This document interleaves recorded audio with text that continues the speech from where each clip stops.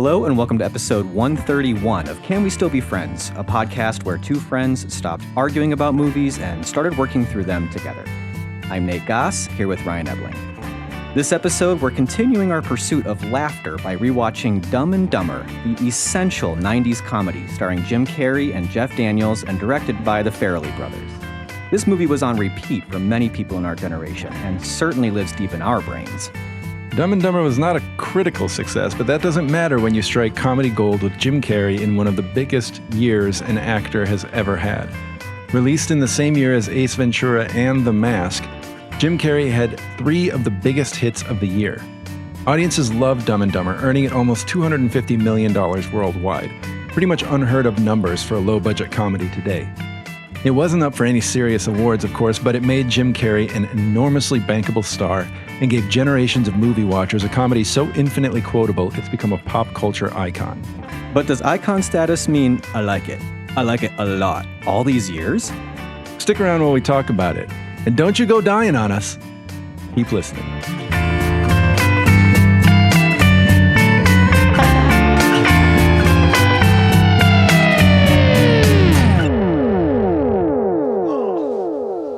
That's it. I've had it with this dump.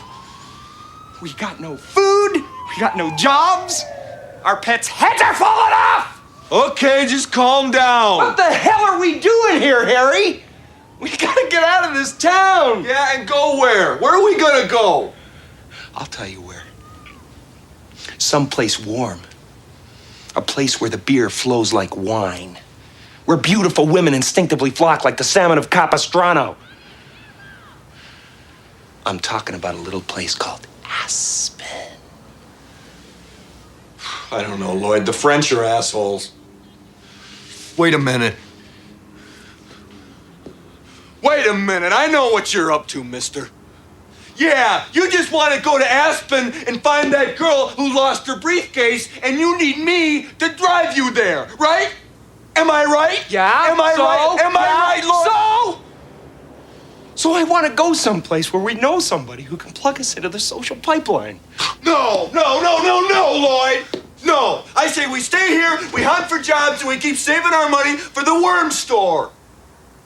I don't know about you, but I am getting sick and tired of running from creditors. You know what I'm sick and tired of, Harry? I'm sick and tired of having to eke my way through life.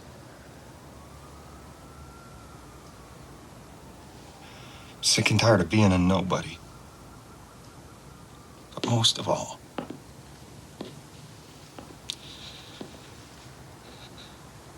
I'm sick and tired of having nobody. Okay, Lloyd. Aspen it is. You better not be fooling.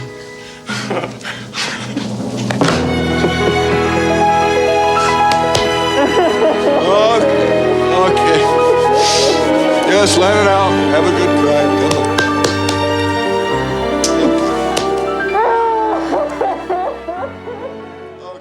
All right, so that was Lloyd Christmas, as played by Jim Carrey, explaining and convincing Harry Dunn, as played by Jeff Daniels, why it's time to just do something new. Go to Aspen, find this girl with the suitcase. Yeah. Now, I don't know why that scene didn't get an Oscar nomination. I mean, it's quite dramatic. Yeah, it really is. I don't know why everybody's laughing at it. I don't find anything funny about a man's tears, the sadness and the sense of hopelessness. Right. Two men at the end of their ropes. So I guess it's kind of a quite strange choice then for us to do this as a continuation of our series on laughter and comedy. So and dramatic, you're saying? Yeah, and I think it was just because I looked at, it's a Jim Carrey movie. It's got to be funny. He's a funny guy. Yeah. And then I watched Dumb and Dumber and was like, oh, this is quite serious. It hits hard. Yeah. That, last episode we were talking about how did we make such a smart choice of Waiting for Guffman? Yeah, right. I think, we're playing it straight. We got to say, how did we get this one so wrong? True. For our year of comedy to pick something so dramatic and just examining the plight of people who are underemployed. Oh, yeah. I mean, the social dynamics in this movie are quite explicit. Even in 94, which, Yeah. you know, a different time. But maybe what our job today is to not make light of the movie, but see where the humor is. Because there is some levity in Dumb and Dumber, I will say. There are funny moments. I mean, it invites laughter. And so I guess we can talk about those moments. Yeah. But with that said, Yeah. this is also a movie that both of us, I believe, grew up with quite a bit. Yeah. So Yeah. should we just dive into it and just Sure. start talking about maybe our experience with the drama of Dumb and Dumber? Yeah, we should. This will paint the picture. This is 1994. 1994. So you're 10 years old. Yeah. Oh my gosh, the age my son just turned this Oh week. my. Wow. Oh wow. Wow. Life I'm gonna really is cry again. cyclical. Mm. And who knows what the first time I saw it was, but I loved it. I watched it at sleepovers. It was just that movie It was around. that came up over and over. And I think with a lot of those things, you kind of like don't watch it for a while, kind of like it wears off. And then, I don't know, college, I watched it again. And I remember watching it with Kelsey after when we were married. And we just like, this movie's so funny. Like, it's just incredible. Yeah.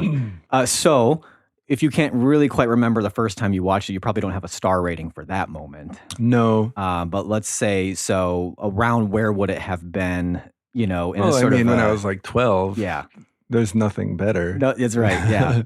So a 12-year-old's 5. Yeah.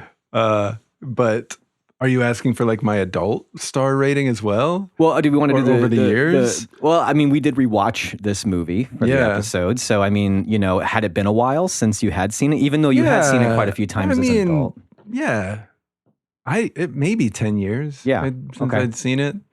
It's a tough one because as like just like a classic comedy, as a movie that is unbelievable familiar. I had 2 friends in high school who could more or less start the movie and finish it without watching it, quoting it. Mm-hmm. And so there's like an unquantifiable, like, well, of course it's a 5-star, but then at the same time, it's like, it's not like a great movie, like it's not 5 stars really, but it is like a 5-star experience when Sure. you've got the right people you're watching it, or Yeah, I you're in read the you. right mood, Yeah. Yeah. So I don't know what I have it Letterboxd rated as, but it almost doesn't like really matter Right, because there's yeah. not really a way to put one thing on it. Yeah. Yeah. How about you? Yeah. I mean, the weird thing is I was 11 Mm-hmm. when this came out. I did see it in the theater. My mom took me to all kinds of movies. And I remember she took me to Ace Ventura that year. Yeah. Which, by the way, Ace Ventura, way more inappropriate, I think, Oh yeah. for kids, for an 11-year-old than Dumb and Dumber is. I never watched it. And then I started it last year and was like, this sucks. And I did not continue. But So I've never seen Ace Ventura. I loved it. And for a long time, I mean, from when I was like 11 to probably like 14, long time. Mm-hmm. Long time. Jeez. Well, Jim Carrey was just like Yeah. the guy for Yeah. me. And those 3 movies, Ace Ventura, The Mask, and Dumb and Dumber, were Mhm. just like 3 of my favorite movies. And Ace Ventura was the one that I loved because I watched it probably equally to Dumb and Dumber as far as just number of times watching it over and over. And I loved quoting both those movies. And The Mask to a degree. The Mask is actually, I think, a pretty bad movie. I never saw The Mask either. It's a pretty bad movie, I think. Back then, the special effects Yeah. were very cutting edge. That's what I remember. Like primetime, whatever of the big 3 channels was affiliated with the studio that put that movie out, had a few like features. making ofs. Yes. Yeah. I remember that I knew too. a lot about. That's the thing about the 90s that's too bad now is, well, maybe you could if you like did an internet deep dive, but like I knew so much about movies that I never saw. Just because they did features on TV about them all the time. Right. If it was like a big movie event, there was going to be some kind of feature, or like if you were watching, I don't know, 60 Minutes or something like Right. that, then or the Today Show or whatever. Like that's how we all know how they did the water shaking in the glass thing from Jurassic Park, because like the special effects guy was on some right, yeah, like Good yeah. Morning America explaining it, and it got burned into the brains of millions of children in America. Right. So going back to Dumb and Dumber, though, so I had already seen Ace Ventura and The Mask, and so we went and saw Dumb and Dumber. By then, I was already enough of a Jim Carrey fan to be like, I want to see this movie You so got bad. the haircut. I may have already had the haircut. It's hard to say. Okay. What's funny to me is that both Ace Ventura and Dumb and Dumber, wildly different hairstyles, but signature. Iconic, Signature to that character. And then The Mask, no hair. True. While the mask is on. Right, of course. But who cares Fairly what, pedestrian who cares male what haircut Stanley for- Ipkiss's hair looks That's like? true. He's a loser. Mhm. Until he puts that mask on. I read the novelization of The Mask. I remember. I think I read the comic book. That was out before. Yeah. I mean, that was based on the comic book. Yeah. I remember. Yeah. After They the still movies. do that? I don't know. I read the novelization of The Mask, and I read the novelization of Last Action Hero, and I read the novelization of Home Alone 2. I read the novelization of Home Alone. Okay. My favorite part of the novelization of Home Alone 2. This is a total side note here. I still remember this. There's the scene in Home Alone 2 where Buzz pushes him off the choir stage, and then they make a scene, and then he has to make an apology to his family, and he says, "Beat that, you little trout sniffer." In the novelization, Buzz has a retainer, and he says that line, and then he kind of like flicks his retainer up and down in his mouth to like taunt Kevin. Oh. Bizarre. Weird thing that the author of that book felt they needed Added to put into it. Yeah. That's really strange. Anyways, Yeah. so I went and saw Dumb and Dumber in the theater, and I don't know that there's much to say. I just loved it. I thought it was so funny. Why wouldn't you? And yeah, it delivered to me. Yeah. It delivered on its dumbness. I just thought it was so great to have a movie that was called Dumb and Dumber, And it was almost as a dumb? preemptive way of saying, well, what did you expect? Right. Like, this is going to be a dumb movie. Exactly. And you're going to go to it to see a dumb movie.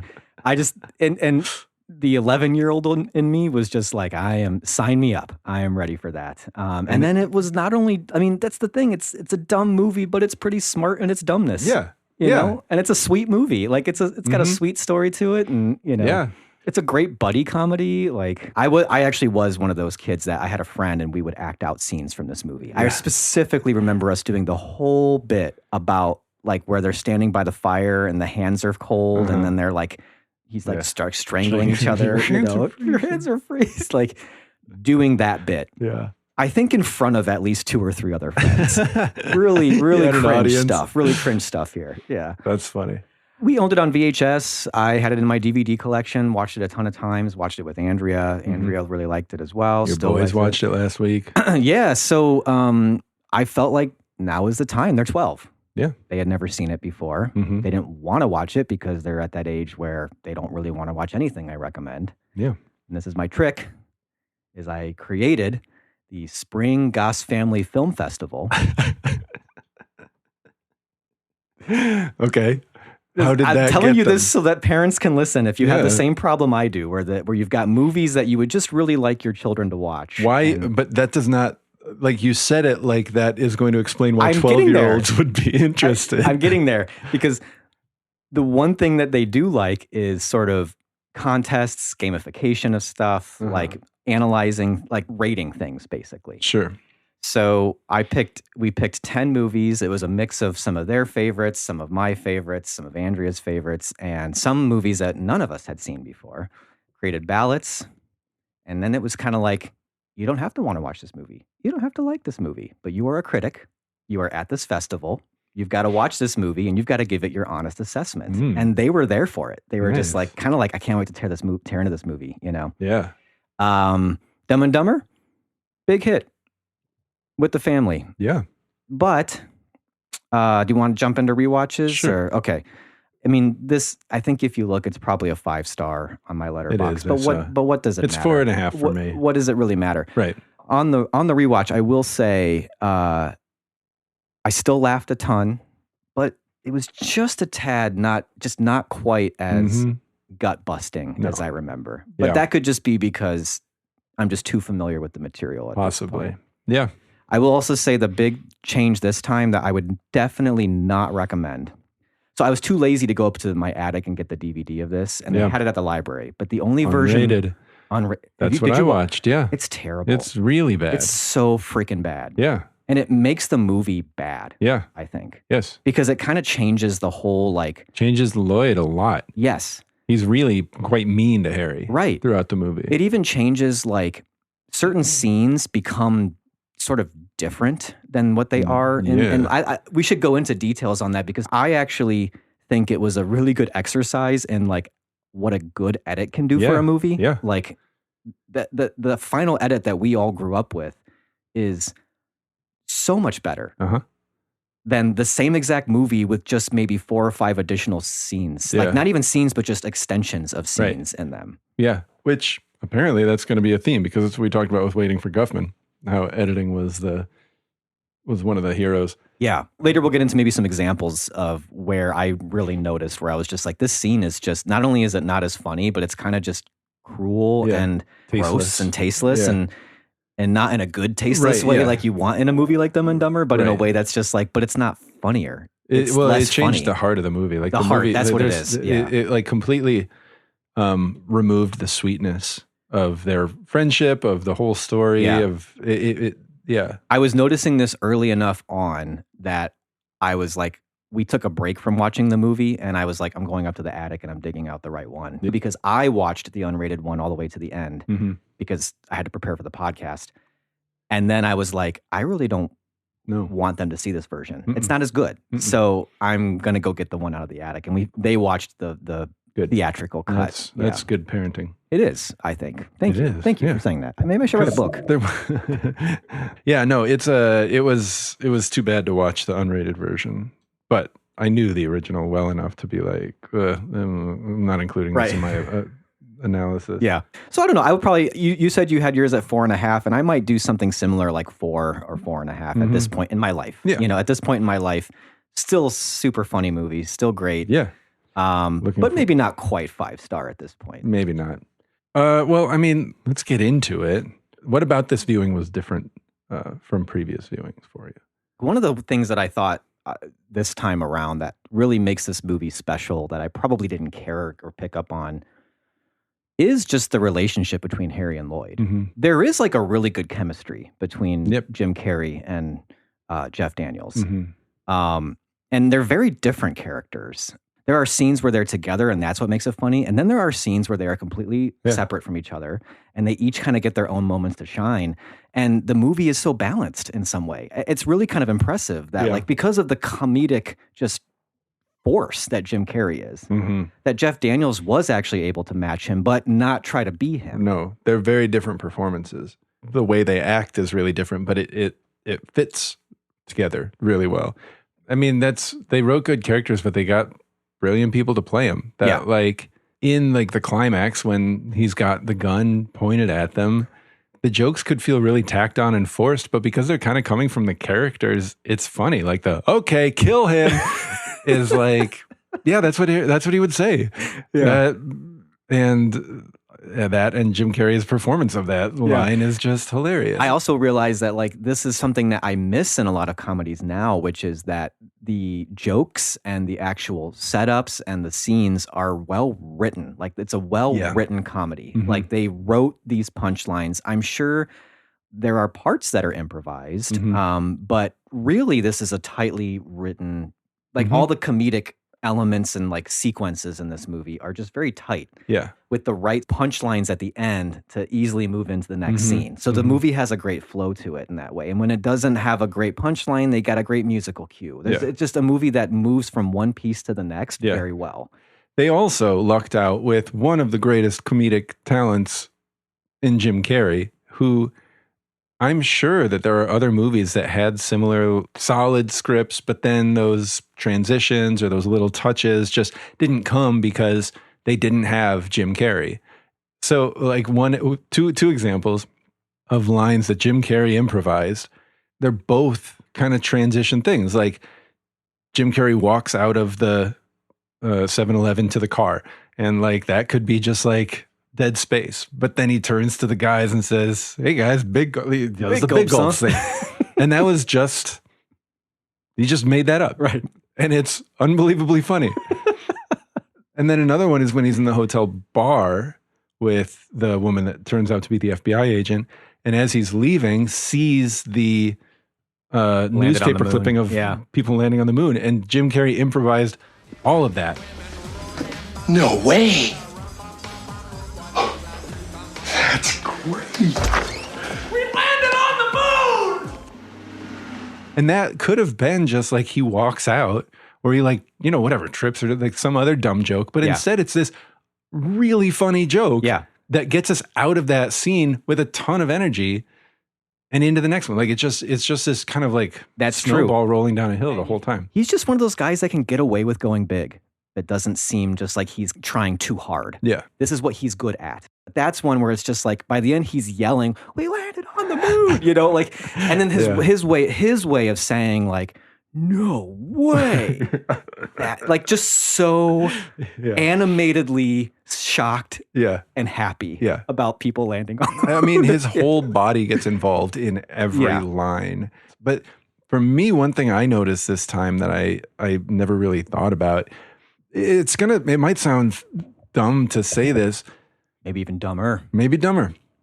But for as big and as outlandish and cartoonish and over the top his facial expressions are, he actually plays it pretty straight in terms of like, when Lloyd is sad, Jim Carrey's like got tears in his eyes. Like he's actually like, this is a real person he's playing. Right. Yeah. And not in any sort of way that's like, wow, there's real depth to this guy, but in a way that makes it funnier. And it reminds me of one thing. I don't know if Bryan Cranston was talking about this as something that got passed on to him or something that he realized, but he really developed it when he was in Malcolm in the Middle, where he said, scenes are funnier if you don't act like it's supposed to be funny. Yeah. It's going to be funnier if the character is really earnest or really thinks this is going to work and doesn't know that this is going to be funny and you don't play it like it's going to be funny. And so like when, Lloyd sees Harry dropping off Mary at the house and he realizes that Harry betrayed him, he plays like the tears straight, and whatever. And then he starts like gagging.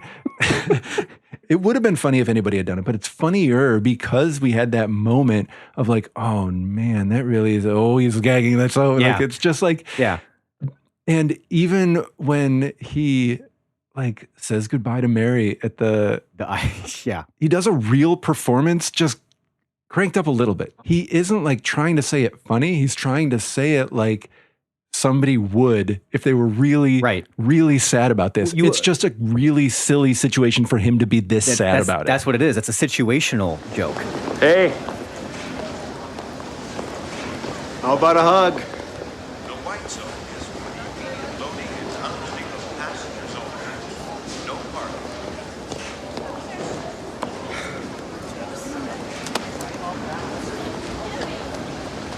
Oh. I hate goodbyes.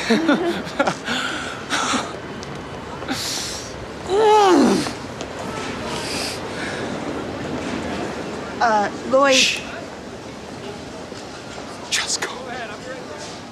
Not to overpraise or, be grandiose about anything, but I do think his acting chops are stronger than people at that time thought. Well, speaking to that, I remember when The Truman Show came out. Yeah.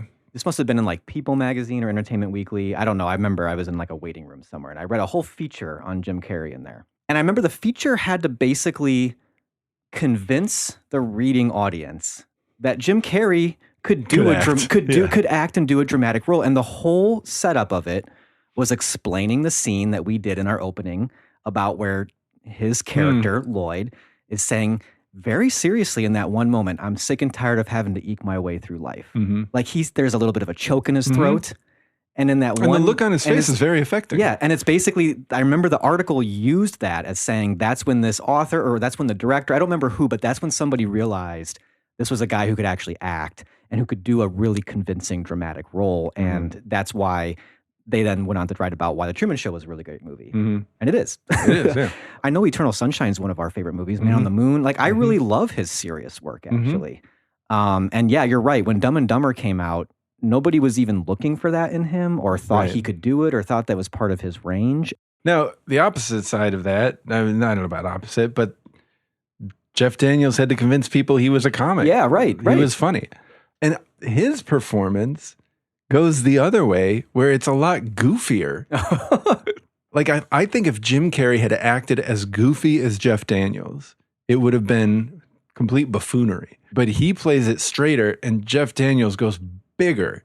And there's times where his like body, when he's like, no. Oh, I love that part. He's so kind of stiff, but like jaggedy, he's like stomping and the ground, and like he's got a very like embodied performance, and his facial expressions are huge. But when he makes a dumb face, yes, like it's such a the face of relief when he got diarrhea. Yeah, there's that. But also, like, well, one of them for me is the skis, they yours. Both of them. Like, the way he just deadpans keeps looking at her, like he's just waiting for an answer. Yeah. And he does it again. The way that he gives the line about nice set of hooters you got there. Yeah. He is saying that so deadpan. And the way that is sold is in his such blank, dumb facial expression when he says that. And then he also does that, I think it's the scene with the FBI agent. There's the way he just said, where she's like, I don't want to bore you with that. And he just says, thanks. Yeah. That's right. Yeah, sometimes he just goes absolutely like big. Yeah. And then there's other times where, to me, what cracks me up is just the dumb look on his face sometimes. He also has these, I don't know, it's not exactly what you're talking about, but when she throws snow at him, this look of like betrayal and like what are you doing? Yeah, like why would you do? Okay, here, this is how it's gonna go, and then he just hauls off and smacks her in the face at point blank range. Like, that look on his face is so perfect. And then, I remember dying as a kid when he's got his hands up to fight and she starts laughing and then he starts laughing and he's like, oh, what am I? Like, this is a audio medium, so not great to be talking about facial expressions when you can't see, but it's just the way he starts laughing floored me. That's like a vivid memory of being a kid and watch that scene standing out to me, and I just rewound it a few times.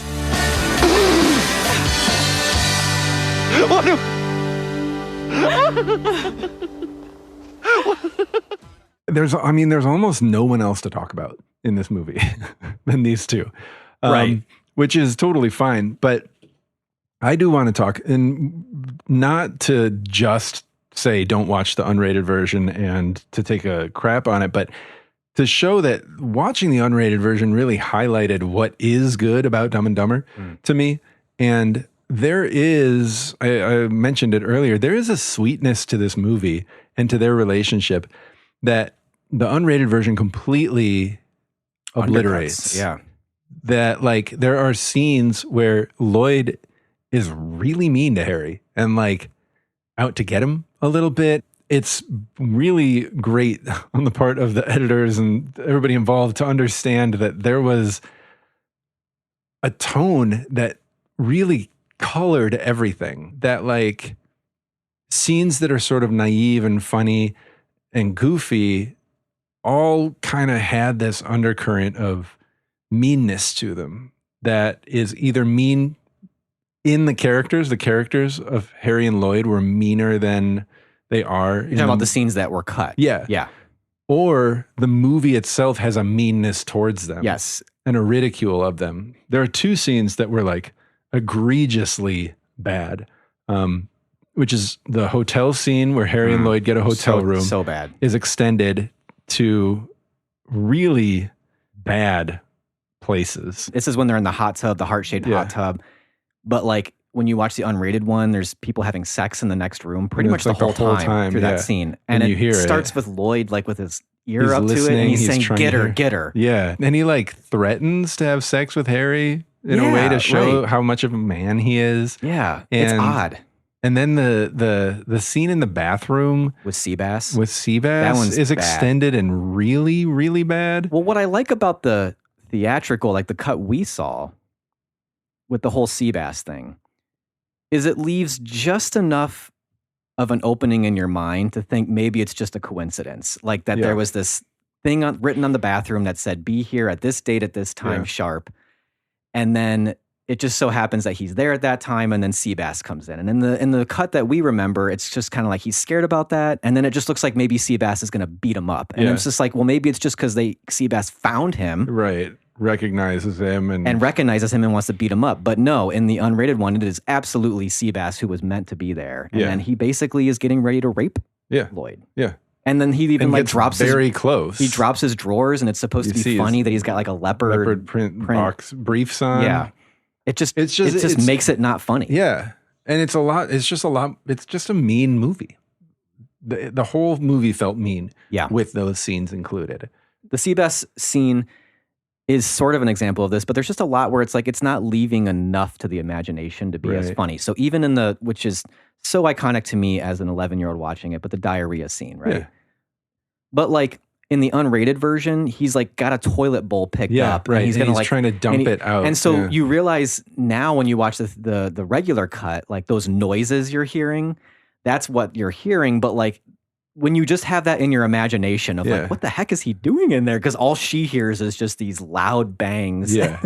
And it's just funnier not seeing it. Right. So it highlighted for me that one of the things I do like about this movie is the relationship of Harry and Lloyd and the way that they're just like there for each other. Yeah. It wouldn't have made sense for them to stick together the way they do. Yeah. Other than they're just dumb. But that thesis that like friendship is only because people are too dumb to get away from each other is like, geez, that sucks. Instead of like, they actually do need each other. Dumb, but they need each other. They care about each other. They're like there for each other. And and really, that is the big crisis of the movie, is the moment where they kind of split up, right? And that becomes a very touching moment and in a funny way. Which, if that's the case too, then Harry being with Mary is not a betrayal. It's one more thing. Yeah, you're right. And Lloyd doing the X-Lax is not a sort of out of character dramatic moment. It's just another prank that he pulls on. Yeah.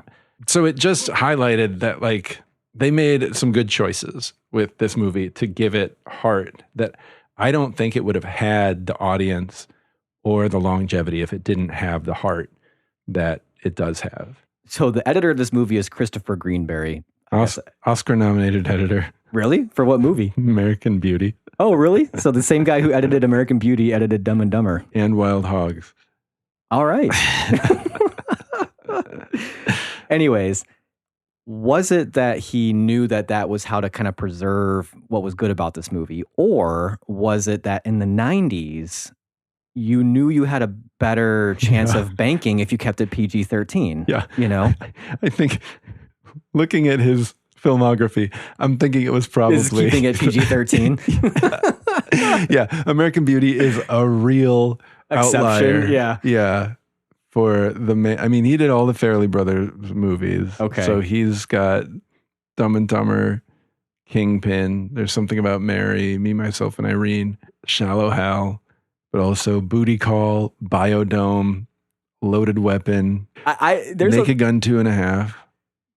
So he knows how to edit comedies. He does. But I guess, and who knows, it'd be interesting to know if it was like studio notes or if it was the Farrelly Brothers or him or who kind of cut those parts out. Yeah. I think Dumb and Dumber did kind of come out in this little bit of time because you had sort of raunchy sex comedies in the 80s. Yeah. And then they would come back, I would say, with probably like American Pie. There's Something About Mary. You're right. I think There's Something About Mary kind of ushered in sort of a return to the raunchy sex comedy. Raunchy comedy, yeah. But this did sort of live in this brief moment where that just didn't seem to be there didn't seem to be a big demand for it or taste for it at the time. Right. They kept Ace Ventura PG-13, and I can totally imagine if that were made today. You know, just looking at the jokes that are in Ace Ventura, for instance, like they probably would have gone for the R rating if it were made today, I think. Probably. Well, as long as we're talking about people involved in the production of this movie, we would be so remiss if we did not talk about the composer of the score, Todd Rundgren. I had the same thought. And the first movie, as far as I know, that we have ever talked about that contains the Todd Rundgren song, Can We Still Be Friends? Right. It's in there. We have to talk about it. I don't know what there is to say about it other than it's in there. It's really what connects us even deeper to this movie. Yeah. in ways that I don't think It any of us... connected us before we were I know. connected.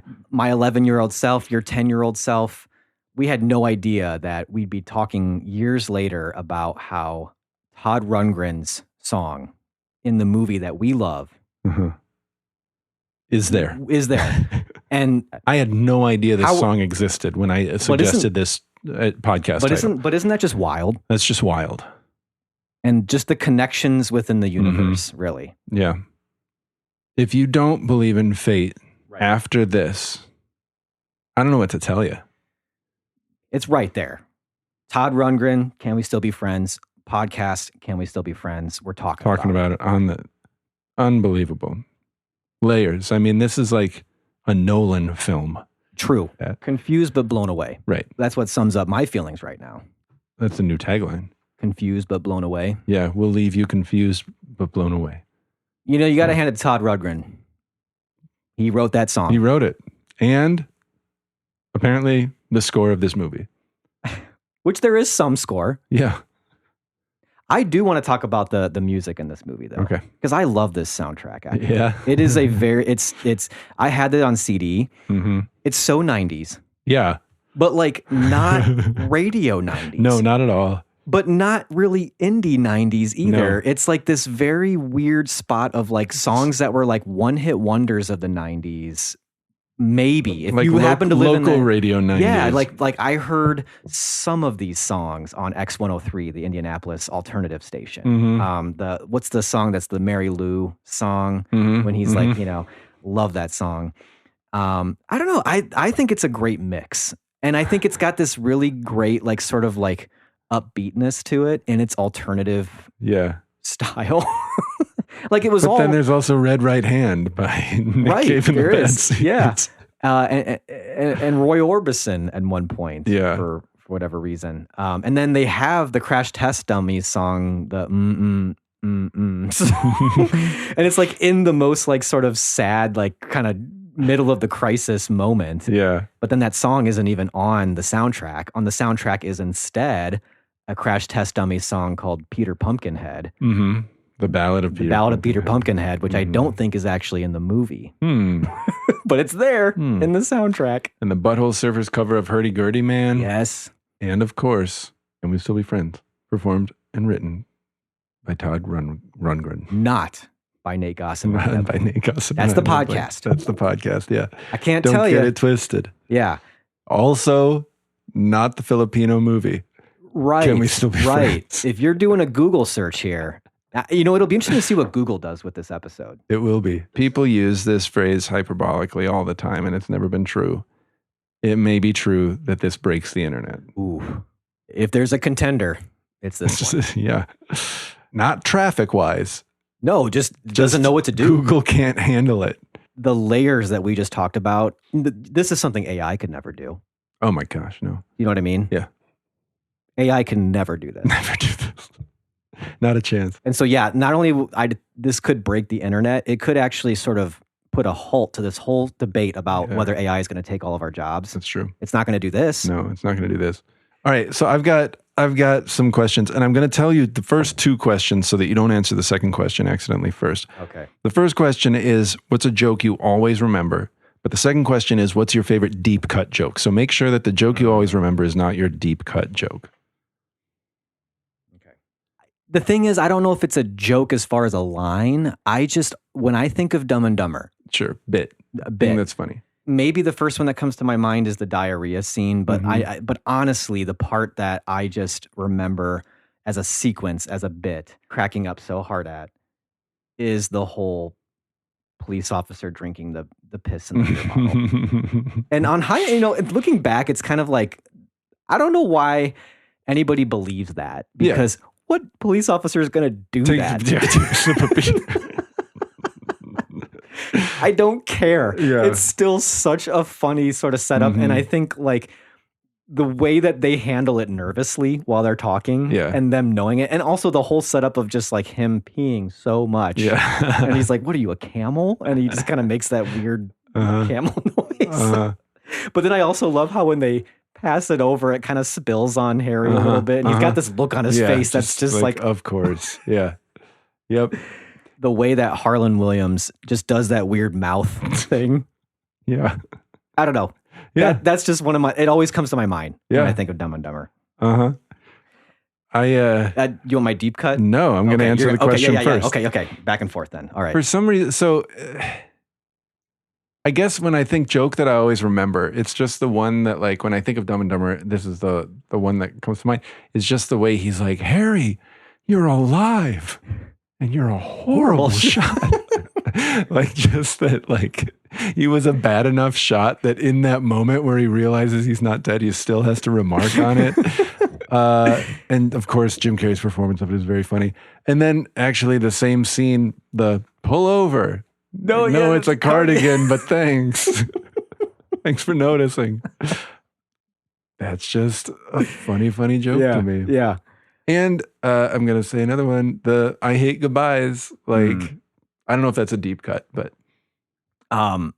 what's your deep cut? Deep cut, it's the way Harry says when he's talking to Mary at the banquet, and he says canines, and he goes dogs to the layperson. And gets his face really close to her. Yeah. I guess I don't know if this is a deep cut. To me, it feels like a deep cut because when I reference it, nobody knows what I'm talking about. And it is from the scene we played at the intro when Harry is saying, I know why you want to go. And it's always just so funny to me. And I reference it when I can't even explain situations where I would reference it. But when he's like, so, and like in this dramatic scene to be like, so childish. Yeah. And I will do that. Like if somebody, in a situation where somebody is like, if somebody is like, oh, actually, I don't know, it would probably make more sense to go to Chipotle because that's closer. And I'm like, so, and nobody sees what I'm talking about. So that's why I think that's a deep cut joke. I like for it. me. It's good. Best Jim Carrey moment. I don't know if it's the best, but Well, I asked for the best, so. Who else could do that whole dream sequence, the kung fu scene? Yeah. His physical comedy in that part. Well, really, it's just, there is that whole fantasy scene. Exactly. Yeah, I was just All thinking of of the that. 'Cause sweater, sweater section. So he says, do you love me? And she says, no, but that's a real nice ski mask. Hey,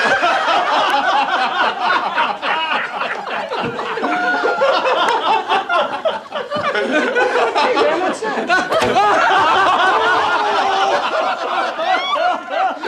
And then like lighting his farts on fire, obviously. It's just great. Yeah. You'd be really hard pressed to think of anybody other than Jim Carrey that could pull that off. Yeah. It is so just wacky. I get what you're saying. You don't know if it's the best, but it certainly is the most Jim Carrey It's just Jim scene. Carrey, yeah. How about you? I think for me, well, I mean, I've talked about it a bunch, but for me, it's the goodbye at the whole sequence of it. Yeah. And that is some great Todd Rundgren score there. That's true. Because it's just like, da, da, da, da. That's true. He nailed it. Yeah. All right. And then, of course, best Jeff Daniels moment. And I know we talked about a bunch, but. I figured you were going to ask this as a follow-up to the Jim Carrey one. Mm-hmm. I think for me, one of the greatest line deliveries he gives is when they're in the heart-shaped hot tub. And he says, Rao the Blues sends me a John Deere letter. That's the first part. And then the second part gives me a bunch of crap about me not listening to her. I don't know. I wasn't paying much attention. I know. Love it. And that's exactly the same thing. He didn't say it like it was funny. Right. Yeah, exactly. And that's why it's hilarious.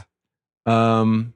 Like you said, the face he makes when he spills a little bit of the piss on him is a great moment.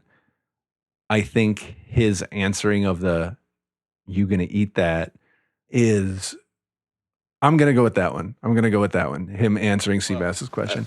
Oh, it was a terrible mistake, sir. Please, believe me, I would never do anything to offend a man of your size. Kick his ass, Seabass! Go ahead, Seabass. You gonna eat that? What, that? No. Yes. No. Well, no, I'd crossed my mind. Yeah.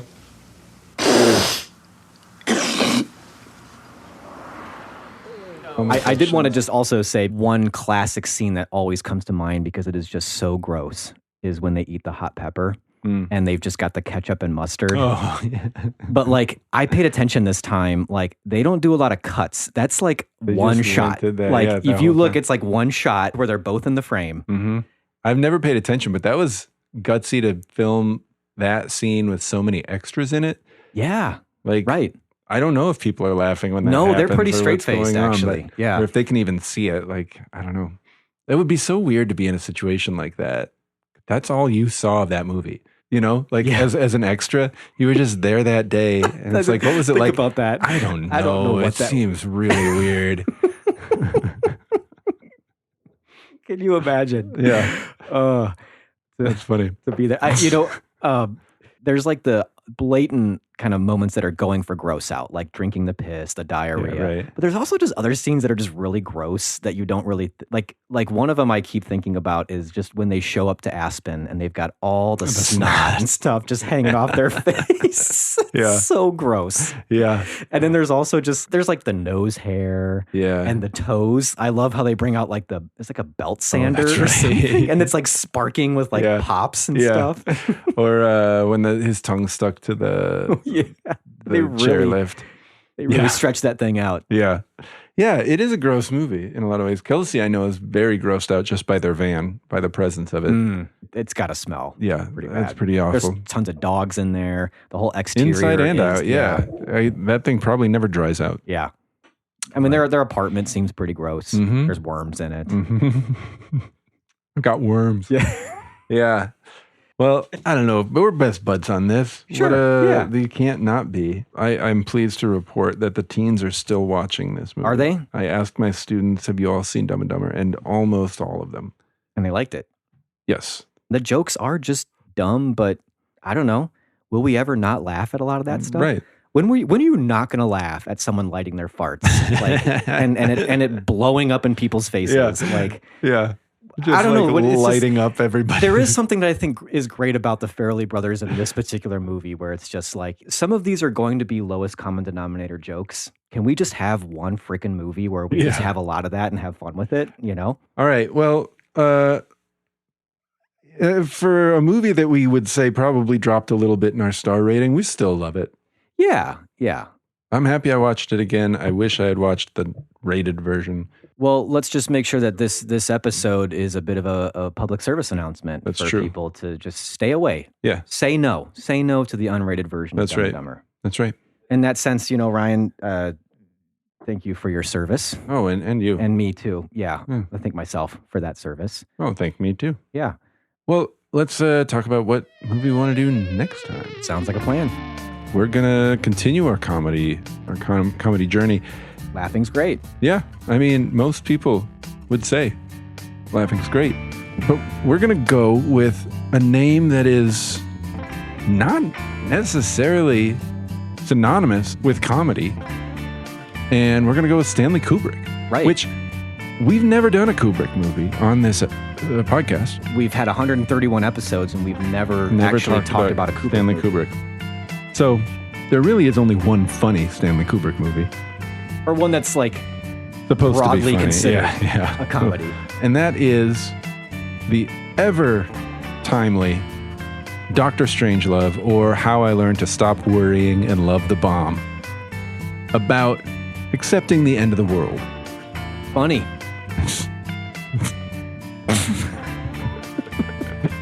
If you can laugh at that. But no, of course, I have seen this movie. You've seen this movie, right? Yeah. And it is genuinely funny. It is, absolutely. And in fact, I've seen it a few times, but it was also notably, I've been doing our cinema club at the library for years, but we kicked it off. Our first movie Your first we ever movie did ever. Wow. was Dr. Strangelove. Certainly a black comedy. For sure. And it's also black and white. In black and white, right. Maybe the definition of gallows humor. Mm-hmm. Some of the biggest names in Hollywood history involved in the making of that movie. We won't go down those names today. Let's not. Okay. Not do that. We won't. Okay. We're on the same page. Yeah. Listeners, you have IMDb. Yeah. Although, after this episode breaks the internet. That's true, you may not. So we'll see. You'll have to listen to the next episode. If this episode breaks the internet, we will do a special podcast episode, a mini episode where we just run through the IMDb credentials of Dr. Strangelove. Alternatively, there are libraries with books and DVDs Sure. Yeah. that would contain the same information. Libraries are ready for this. Yeah.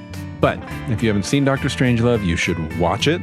It will be interesting to see whether or not the characters in the movie Feel exaggerated. feel ridiculous, or if they would be refreshing replacements. Please. This will be interesting. Will we find it that funny, or will it That's a just good feel question. like watching the news? Yeah. Oh man, we either made a great choice or a terrible choice. We really nailed it with Waiting for Kaufman. We really screwed it up by choosing the dramatic Yeah, right. Well, poverty drama. Hey, we pulled it off. We turned it around. I think we did. We turned it around, but yeah, we Now we made we've got a mistake. movie that's obviously a comedy, but maybe it's not funny now. We'll dig into it, but I do wonder if we're going to have to kind of add, first viewings, rewatches, are we best buds? How's your mental health? Yeah, exactly. But yeah, join us because that sounds like a blast. This is obviously going to be fun. So we'd love to hear from you. To listen to or comment on this or any of our past episodes, you can find us at canwestillbefriends.net. That's our website. Or email us at feedback@canwestillbefriends.net. And if you'd like to leave us a voice message and possibly be featured on the podcast, you can always email us a voice memo. As always, we'd love it if you could subscribe and leave us a rating or review at Apple Podcasts or Spotify or any of the places that allow you to review. Those ratings really help spread the word about our show. Can We Still Be Friends is written and produced. Can We Still Be Friends, the podcast, is written and produced by Ryan Ebling and Nate Goss and edited by Nate Goss. Thanks for listening. And we'll catch you next time.